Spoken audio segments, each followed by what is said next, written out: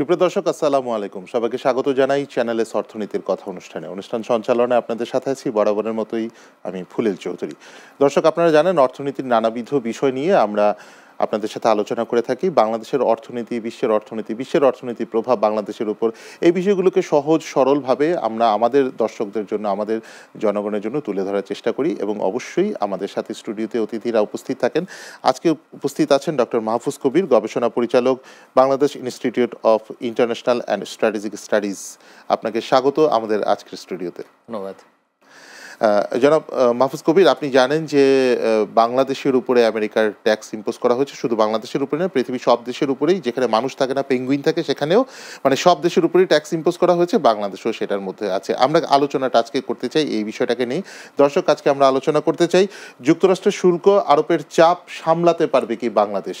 আমরা এই বিষয়টা নিয়ে কথা বলতে চাই। যুক্তরাষ্ট্রের শুল্ক আরোপের চাপ সামলাতে পারবে কি বাংলাদেশ। শুল্ক আরোপ কেন হলো, কি হলো, সেই বিষয়টাকে আসি পরে। আগে আপনি যদি হ্যাঁ না উত্তর দেন, বাংলাদেশ কি চাপ সামলাতে পারবে?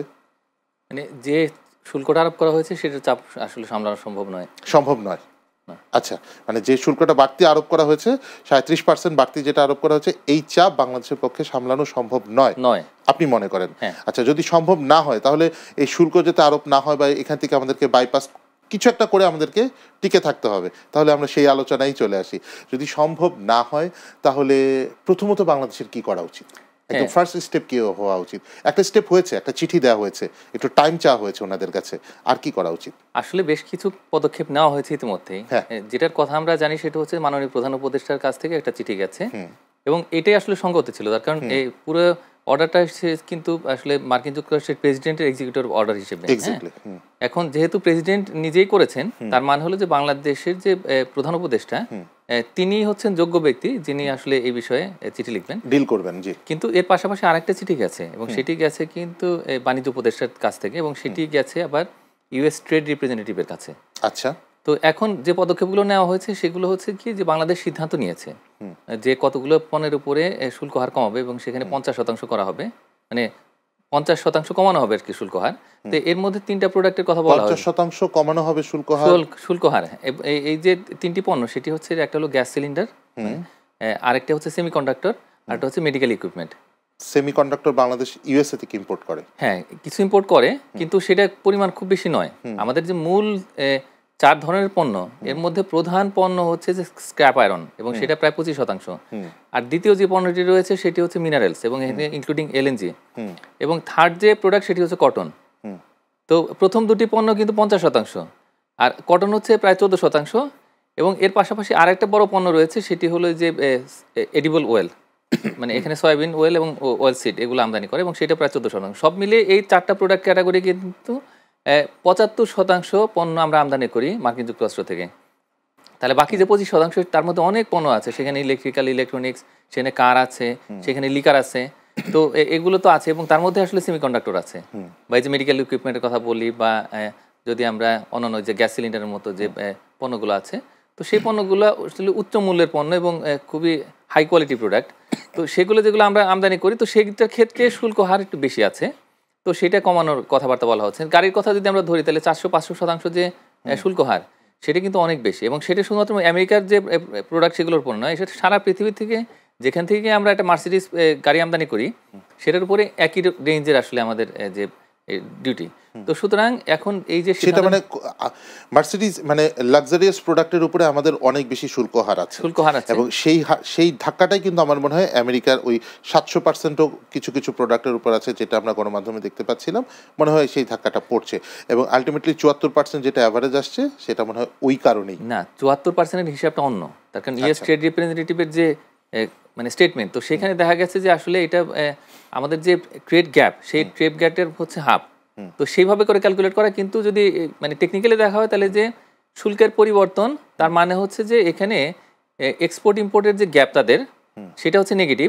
আর এর সঙ্গে আরও 2টা ফ্যাক্টর যোগ করেছে তারা। একটা হচ্ছে যে আসলে ওই ট্রেড ইলাস্ট্রিসিটি, তো সেটা একটা টেকনিক্যাল টার্ম, সেখানে তারা দিয়েছে হচ্ছে যে 4, আর আরেকটা হচ্ছে যে price elasticity because of tariff, তো সেটা হচ্ছে 0.25। তো এইটা যখন হিসাব করেছে, তখন আসলে trade gap divided by 2, in fact সেটাই হয়ে যাচ্ছে। সেটাই হয়েছে, জি। তো এখন এই যে পরিস্থিতি দাঁড়িয়েছে, তো তার মানে হলো যে আসলে এখন যে তারা হিসাব নিকাশ একটা করেছে যে আসলে কতটুকু তারা ট্যারিফ দেবে। তার মানে আলটিমেটলি আমাদের আলোচনাটায় মানে এ পর্যন্ত আমরা যা কথা বলছি, আমরা যে আমাদের দর্শকরা যা বুঝতে পারছে যে বাংলাদেশ যে পদক্ষেপ নিয়েছে, প্রথম কথা হচ্ছে একটা চিঠি দিয়েছেন, চিঠি দিয়ে সময় চাওয়া হয়েছে প্রথমত। দ্বিতীয়ত কথা হচ্ছে যে বাংলাদেশ আমেরিকা থেকে ইম্পোর্ট করার ক্ষেত্রে যে সকল পণ্য বেশি আমদানি করে থাকে সে সকল পণ্যের যে ট্যাক্স আছে সেই ট্যাক্সে কিছু কিছু পণ্য কমিয়ে নিয়ে আসবে। আরো দুটো সিদ্ধান্ত হয়েছে। একটা হলো যে ওই নন ট্যারিফ ব্যারিয়ার সেগুলো একটু রিভিউ করা হবে এবং সেখানে যে লেবেলিং, প্যাকেজিং এটার যে রিকোয়ারমেন্ট আছে এবং এটির সারা স্ট্যান্ডার্ডাইজেশন আর কি, যে টেস্টিংয়ের যে ইয়েগুলো আছে, রিকোয়ারমেন্টগুলো আছে, তো সেগুলো কমানো হবে বা সেগুলো রিভিউ করা হবে। এবং এটা একটা সিদ্ধান্ত হিসেবে জানিয়ে দেওয়া হয়েছে। আর একটা কথা বলা হয়েছে, সেটি হচ্ছে যে এই যে সয়াবিন অয়েল, তারপর হুইট, এগুলো আমদানি বাড়ানো হবে।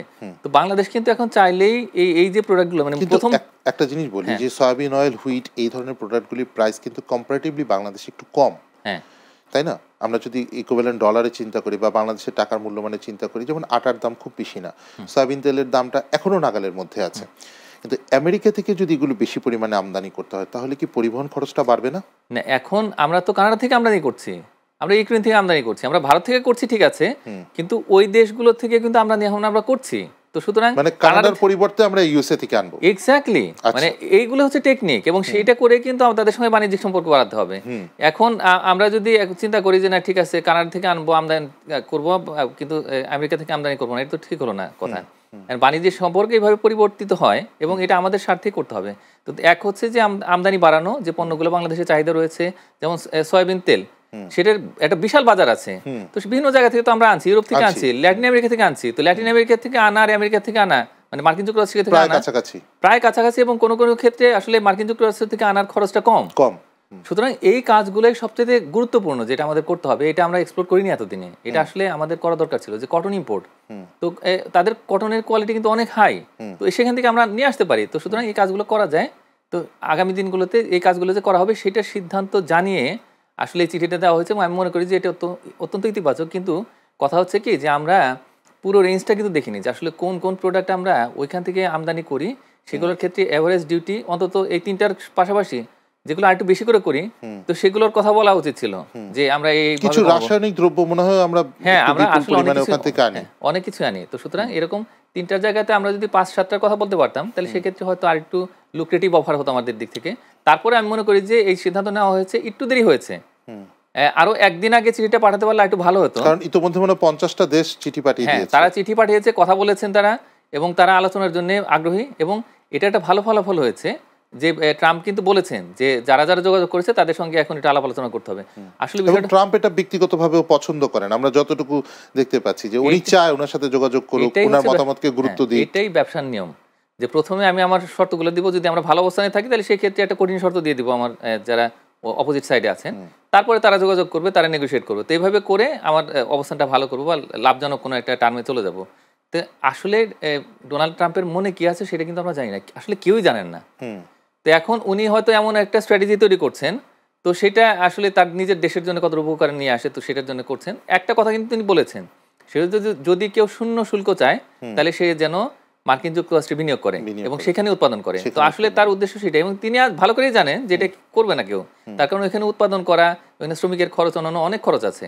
আর আরেকটা, উনি যদি ভালো করেই জানেন যে এখানে এখন এই সময় এসে, এই বিশ্বায়নের যুগে এসে আর মার্কিন যুক্তরাষ্ট্রে সেভাবে এই উৎপাদনের বিনিয়োগটা হয়তো করতে যাবে না, তাহলে এই কথাটা উনি ছুড়ে দিয়ে এই বিষয়টাকে উনি ফোকাস করেছেন। কিন্তু উনি কিন্তু বলেছেন যে মার্কিন যুক্তরাষ্ট্রের যে আনএমপ্লয়মেন্ট আছে সেটা কমানো যাবে, মার্কিন যুক্তরাষ্ট্রের মানুষ এর সুবিধা পাবে, মানুষ কিছুদিন পরে বুঝতে পারবে যে কি সুবিধা পাচ্ছে। তার মানে উনি ওইটাই বলছেন। কিন্তু এই স্ট্র্যাটেজিটাকে আসলে অনেক ব্যাকডেটেড মনে হয় না আপনার কাছে, যে এটা একসময় অনেক আগে এই ধরনের স্ট্র্যাটেজি ছিল, এখন এসে বর্তমান 2025 সালে স্ট্র্যাটেজি আসলে কাজ করবে কিনা?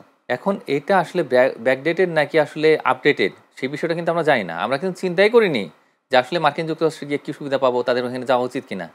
আমার মনে হয় যে এই বিষয়টা একটু চিন্তা করা উচিত, যে আমরা আসলে খুব একদম চিপ একটা সোর্সে যেতে চাই, কিন্তু আসলে মার্কিন যুক্তরাষ্ট্রের মতো অর্থনীতিতে বিনিয়োগ করলে কি কি সুবিধা আছে? আমাদের বড় বড় গার্মেন্টসের উচিত আমেরিকায় গিয়ে ইনভেস্টমেন্ট করা। না, গার্মেন্টস নয়, অন্যান্য অনেক পণ্য আছে। মানে আমাদের মূল ফোকাসটা কিন্তু গার্মেন্টস প্রোডাক্ট নিয়ে, কারণ আমরা গার্মেন্টসের এক্সপোর্ট কমে যাবে, আমাদের এখানে বেকারত্ব বেড়ে যাবে, ইন্ডাস্ট্রিতে ভাটা পড়বে, শ্রমিকের অসন্তোষ হবে, এই জায়গাগুলোই তো মনে হয় মানুষের কাছে বেশি কনসার্ন। না, ওইটা আছে, কিন্তু আমরা তো অন্য আরো অনেক প্রোডাক্টের কথা চিন্তা করতে পারি। এখন আমরা কিন্তু 100টা স্পেশাল ইকোনমিক জোন তৈরি করেছি, কিন্তু সেখানে কোনো বিনিয়োগই আনতে পারছি না। আবার আমাদের অনেক বিনিয়োগ কিন্তু আসলে ইনফরমাল চ্যানেলে এটা চলে যাচ্ছে বাইরে, এবং উন্নত দেশগুলোতে আমাদের বিনিয়োগ প্রতিবেশী যাচ্ছে, দেশেও চলে যাচ্ছে। অর্থ পাচার হচ্ছে। মানে অর্থ পাচার মানে হচ্ছে কি, যেটা বাংলাদেশ ব্যাংকের অ্যাপ্রুভাল না নিয়ে কিন্তু ওই বিনিয়োগগুলো চলে যাচ্ছে, এবং সেটাকে আমরা পাচার হিসেবে চিহ্নিত করছি অনেক টাকাকে। তো ওইগুলো গিয়ে দেখা যাচ্ছে মার্কিন যুক্তরাষ্ট্রে বিনিয়োগ হচ্ছে। এবং এখন যেটা হচ্ছে যে আমরা তাদের সঙ্গে bilateral mutual legal assistant agreement করতে যাচ্ছি, কারণ কি অর্থগুলো পাচার হয়ে গেছে। এখন বিনিয়োগের তো সুযোগ আছে, অর্থ আছে, এবং সেগুলো পাচার হচ্ছে। এখন আমরা কিন্তু ওইভাবে চিন্তা কখনো করিনি। যেগুলো পাচারকৃত অর্থ ওখানে বিনিয়োগ করেছে, বাংলাদেশি মানুষরা যেখানে বিনিয়োগ করেছে, ওইটাকেও কি ওখানে বিনিয়োগ দেখানোর সম্ভাবনা আছে? না না, এখন আমাদের চিন্তাটা হচ্ছে একটা গণ্ডির মধ্যে সীমাবদ্ধ হয়ে গেছে। সারা পৃথিবী থেকে অর্থ পাচার হচ্ছে। কেন হচ্ছে? তার কারণ অনেক সময় দেখা যাচ্ছে যে উন্নয়নশীল দেশগুলো থেকে অর্থ চলে যাচ্ছে, তার কারণ বিনিয়োগের ক্ষেত্র এত সীমিত। তো যার ফলে দেখা যায় কি, যে আমি অবশ্যই এই পাচার হওয়া অর্থের বিষয়ে কোনো সমর্থন জানাচ্ছি না, কিন্তু বিষয়টা হচ্ছে কি, এটা বাস্তবতা যে উন্নয়নশীল বিশ্ব থেকে অর্থ চলে যাচ্ছে ধনী দেশগুলোতে, তার মধ্যে মার্কিন যুক্তরাষ্ট্রও আছে। এখন এই যে পাচার হওয়া অর্থ, তো তাদের ওখানে বিনিয়োগ হচ্ছে, কিন্তু ফর্মাল চ্যানেলে বিনিয়োগটা হচ্ছে না। তো এখন ওই সুযোগগুলো কিন্তু আছে। মানে বিষয়টা হচ্ছে যে অর্থ পাচার হওয়াটা অপরাধ, সেটাকে তো বন্ধ করতে হবে, কিন্তু বিনিয়োগের জায়গা যে আছে সেটাও সত্য। সুতরাং মানে ডোনাল্ড ট্রাম্প কিন্তু ওই বিষয়টা জানেন, জেনে শুনেই তিনি অফার দিচ্ছেন, যাতে করে সবাই এই অফারটা লুফে নেয়, যে ওইখানে কিছু বিনিয়োগ করুক। বিনিয়োগ করলে সেটা অল্প বিনিয়োগ হতে পারে, হয়তো $100-200 মিলিয়ন হতে পারে, কিন্তু সেটার কিন্তু একটা গুরুত্ব থাকবে। তখন কিন্তু ওই দেশগুলো একটা গুরুত্ব পাবে যে না, ওই দেশ থেকে ফর্মাল ইনভেস্টমেন্ট এসেছে। বাংলাদেশ থেকেও আমেরিকায় কিছু বিনিয়োগ করা উচিত বলে আপনার মনে হয়? আমি মনে করি যে এগুলো হচ্ছে কৌশল, এবং এটা কিন্তু মানে কৌশলগতভাবে হলেও কিছু বিনিয়োগ করা উচিত বলে মনে হয়। বিনিয়োগ করলে সেটা অবশ্যই একটা গুরুত্বের দাবি রাখে, এবং আমি মনে করি যে হ্যাঁ, আমরা একটা ছোট বিরতিতে যাচ্ছি। সুপ্রিয় দর্শক, আমাদের আলোচনা জমে উঠেছে, আপনারা আমাদের সঙ্গেই থাকুন। বিরতির পর আবারও কথা বলবো এই একই বিষয়ে।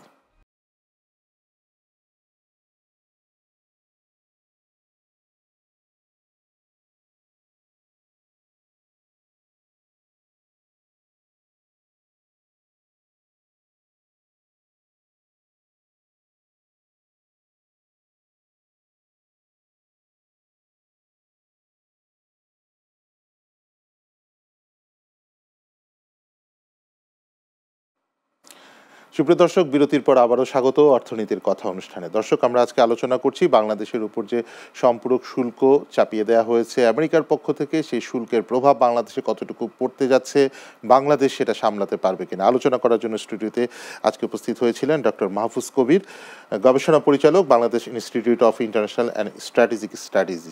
আমরা আলোচনা করছিলাম, আপনি বলছিলেন যে বাংলাদেশ থেকেও কিছু বিনিয়োগ ইউএসএতে করা উচিত, অ্যাটলিস্ট স্ট্র্যাটেজিক্যাল একটা পদক্ষেপ হিসেবে। হ্যাঁ, এবং এই জায়গাগুলো খুব ইম্পর্টেন্ট। এবং আরেকটা বিষয় হচ্ছে কি, যে মার্কিন যুক্তরাষ্ট্র থেকে কিন্তু বাংলাদেশে বিনিয়োগ আছে। এখন কোন খাতে আছে? খাতটা হচ্ছে জ্বালানি খাত। তারা কি জানে না যে বাংলাদেশের আরএমজিটা খুব ইম্পর্টেন্ট, কিন্তু সেখানে তারা ইনভেস্ট করে না কেন? এরকম করে মানে কেন করে না? হ্যাঁ, এটার কারণ হচ্ছে কি, যে ওইখানে কিন্তু আবার ওরা কি গার্মেন্টস ব্যবসা করে না? না, গার্মেন্টস এর ব্যবসা কি, তাদের ওইখানে তারা কিন্তু আমদানি করছে গার্মেন্টস প্রোডাক্ট, কিন্তু তারা বাংলাদেশের যে গার্মেন্টস খাত সেখানে কিন্তু বিনিয়োগ করছে না। তো এখন তারা জানে যে কোন জায়গাতে বিনিয়োগ করলে সেটা একটা বড় রিটার্ন দেবে, এবং সেখানে প্রফিটেবিলিটি অনেক হাই। এগুলো কিন্তু সবাই ক্যালকুলেট করে। তো এখন যারা আসছে আর কি, বাংলাদেশের যে সমস্ত সেক্টরে আসলে বিনিয়োগটা হচ্ছে, তার ভিতরে সবচেয়ে বড় হচ্ছে বস্ত্র এবং পোশাক খাত, এবং সেখানে কোরিয়ান একটা বিশাল ইনভেস্টমেন্ট আছে। এরকম বেশ কিছু ইনভেস্টমেন্ট আছে, অনেক দেশে চাইনিজ ইনভেস্টমেন্ট আছে, কিছু ইন্ডিয়ান আছে। তো এগুলো কিন্তু তারা করছে, এবং এখানে প্রফিটেবিলিটি বা মার্জিন কিন্তু অনেক কম, অনেক পরিশ্রম করে অল্প কিছু টাকা প্রফিট। হ্যাঁ, এবং মানে বাংলাদেশের অনেক সুযোগ আছে যে মার্কিন যুক্তরাষ্ট্রের অর্থনীতিতে বিনিয়োগ করা, অনেক স্টার্ট আপ আছে, অনেক এমন কিছু জায়গা আছে যেখানে সেমিকন্ডাক্টর তৈরি হতে পারে, এরকম কিন্তু অনেক জায়গাতে তারা ইনভেস্ট করতে পারে।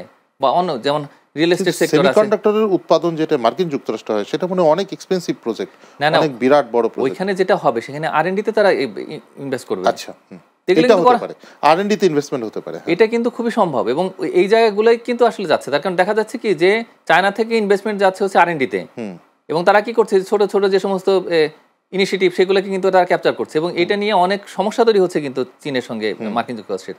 আমি মনে করি যে এই সুযোগগুলো আসলে লুফে নেওয়া উচিত বাংলাদেশের। তারা ছোট ছোট জায়গায় ইনভেস্ট করে, বিরাট সুযোগ দেখছেন। অবশ্যই এটা বড় সুযোগ। আমি মনে করি যে এই যে একটা জায়গা যেটা বলা হলো যে না ঠিক আছে, এখানে নন ট্যারিফ ব্যারিয়ার সেটাকে রিল্যাক্স করা হবে, একই সঙ্গে যে ইম্পোর্ট বাড়ানো হবে, এবং এর পাশাপাশি দেখা যাবে যে ওই আমাদের ট্যাক্স যেটা সেটা কিন্তু কমানো হবে। তো এগুলা হচ্ছে ট্রেডিশনাল অ্যাপ্রোচ, কিন্তু আসলে ডোনাল্ড ট্রাম্প কি চাচ্ছেন? আরো স্মার্ট কিছু তিনি চাচ্ছেন হলো বিনিয়োগ। হুম আমরা কিন্তু সেই কথাটা বলতে পারতাম আমাদের চিঠিতে, হুম এবং সেটা বাণিজ্য মন্ত্রণালয় থেকে যেতে পারতো, বাণিজ্য উপদেষ্টার কাছ থেকে, এবং মাননীয় প্রধান উপদেষ্টার চিঠিতেও কিন্তু এটা থাকতে পারতো।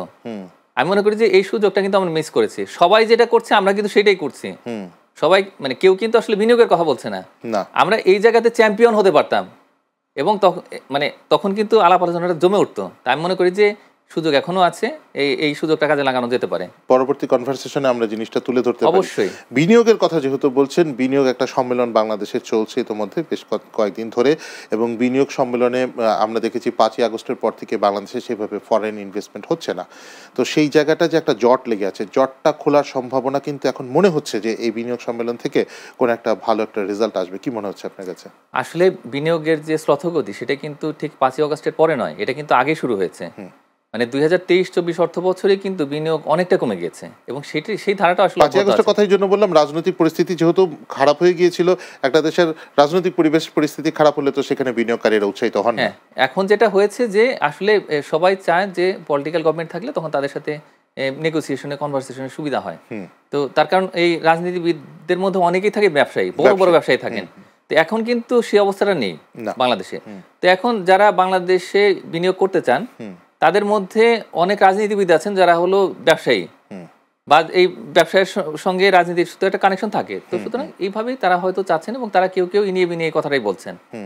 আবার দেশের ভিতরে যারা বিনিয়োগকারী তাদের মধ্যে আগে যেটা হয়েছে, আমাদের একটা অভ্যাস তৈরি হয়ে গেছে যে আমরা কিন্তু তাদেরকে মন্ত্রী বানাচ্ছি, তাদেরকে এমপি বানাচ্ছি, বড় বড় রাজনীতিবিদ, বড় বড় মানে ব্যবসায়ীও হয়ে থাকছেন। তো দেখা গেছে যে 60% মতো হচ্ছে আমাদের এমপি, তারা কিন্তু কোনো না কোনোভাবে ব্যবসা করছেন। তো এই যখন বাস্তবতা, তখন কিন্তু এই যে এখন যেহেতু এটা অন্যরকমের সরকার, মানে অনির্বাচিত সরকার রয়েছে, ইন্টারিম গভর্নমেন্ট আছে, কিন্তু এই গভর্নমেন্টের কিন্তু জনপ্রিয়তা আছে নিঃসন্দেহে। কিন্তু যারা ব্যবসায়ী তারা তো বেশি বেশি সুযোগ খুঁজেন, এবং তারা বিভিন্ন রকম সুবিধা চান, তারা কিন্তু সেটা পাচ্ছেন না। এখন ব্যবসা ভালো হচ্ছে, বাজারে সিন্ডিকেট নেই, জিনিসপত্রের দাম কম, সব পরিস্থিতি ভালো। তো এইটা কিন্তু সাধারণ মানুষের জন্য স্বস্তিদায়ক, কিন্তু ব্যবসায়ীদের জন্য কিন্তু স্বস্তিদায়ক নয় এটা। সুতরাং তারা কিন্তু থাকলে ভালো না, তারা নিজের সিন্ডিকেট করে কিন্তু এই যে একটা বিশাল প্রফিট তারা গেইন করেন। তো সেই সুযোগটা তারা তখন পাচ্ছেন না, এই কারণে তারা গাছের দিয়ে বসে আছেন, তারা কিন্তু বিনিয়োগ করছে না। এটা আমার অ্যাসেসমেন্ট। এবং বাইরে থেকে এই মোটিভেশনটা আসলে মনে হয় ওনাদের কাছে দেওয়া উচিত, যে আপনি এখন সত্যিকার অর্থে আপনার ব্যবসাও করতে পারেন, মানুষের সেবাও করতে পারেন। হ্যাঁ, এখন মানুষকে জিম্মি করে আর কতদিন? এখন এই যে আনফেয়ার একটা এনভায়রনমেন্ট এত বছর ধরে ছিল, প্র্যাকটিস হয়ে যাওয়ার কারণে ফুলে ফেপে উঠেছে যে সমস্ত ব্যবসায়ী, তারা কিন্তু আসলে যে ভালোভাবে ব্যবসা করে যে উঠে এসেছেন, এটা এখন পছন্দ হচ্ছে না। এখন এই পরিবেশটা তাদের ভালো লাগছে না বলে আমার কাছে মনে হয়েছে, এবং এটাই আসলে জনগণের অভিমত। তো এখন যেটা হয়েছে যে বিদেশ থেকেও আসলে তাদের সঙ্গে, বিদেশি ব্যবসায়ীদের সঙ্গে দেশি ব্যবসায়ীদের একটা কানেকশন থাকে। তো বাংলাদেশের ভিতর থেকে যারা ব্যবসায়ী তারাও হয়তো সিগন্যাল দিচ্ছেন যে না, ঠিক আছে, এখন আসার দরকার নেই। মানে এই ধরনের কিছু গেম তো চলছে, এবং এই যে অন্তর্বর্তী সরকার অনেক ভালো ভালো পদক্ষেপ নিচ্ছে, অনেকগুলো সংস্কার চলছে, কিন্তু দেখা যাচ্ছে কি যে হয়তো ব্যবসায়ীদের সেই জিনিসগুলো পছন্দ হচ্ছে না। বরং এখন বিদেশি বিনিয়োগ যদি এখন আসে, যেমন আমরা কিছুদিন আগে একটা ঘটনা মনে হয় দেখলাম যে স্যামসাং বাংলাদেশে আসতে চেয়েছিল, আজ থেকে আরো 13 বছর আগে একটা বিরাট অ্যামাউন্টের বিনিয়োগ নিয়ে আসতে চেয়েছিল, কিন্তু সেখানে জমি সংক্রান্ত একটা ইস্যুতে ঝামেলার কারণে পরবর্তীতে ওনারা চলে গেছেন। শুধু স্যামসাং কেন, আরও অনেকগুলো বড় বড় প্রতিষ্ঠানও কিন্তু আসতে চেয়েছিল। আমরা রিসেন্টলিও দেখেছিলাম, মনে হয় গত 1 বছরের মধ্যেও তারা কিন্তু তাদের বিনিয়োগ করবে বাংলাদেশে, কিন্তু পরবর্তীতে করেনি। তো এই জায়গাগুলোতে আসলে আমাদের যে জটিলতাগুলো থাকে, আমরা সবসময় দেখি আমলাতান্ত্রিক জটিলতা এবং আমাদের যে টেবিল জটিলতা, যেই টেবিলে ফাইল যায় ওই টেবিলে ফাইল আর ওখান থেকে নড়ে না, এবং অনেকগুলো মন্ত্রণালয়কে, অনেকগুলো অধিদপ্তরকে সাথে সংযুক্ত হতে হয়। এখানে একটা বড় প্রতিষ্ঠানকে, যদি একটা বড় বিনিয়োগকারীকে এসে যদি এখানে একটা ব্যবসা প্রতিষ্ঠান স্থাপন করতে হয় সেই ক্ষেত্রে, তো সেই জটিলতাগুলো সারতে অনেক সময় লেগে যায়। এখন যে সমস্যা, মানে এখন যে সময়টা চলছে, এখন তো মনে হয় তা ওই জটিলতাগুলো অনেকটা কমে গেছে বা কমে এসেছে। এখন পদক্ষেপ নিলে আসলেই বিদেশি বিনিয়োগকারীরা কিন্তু স্বস্তিতে তার ব্যবসা প্রতিষ্ঠান প্রতিষ্ঠা করে ফেলতে পারবে বাংলাদেশে।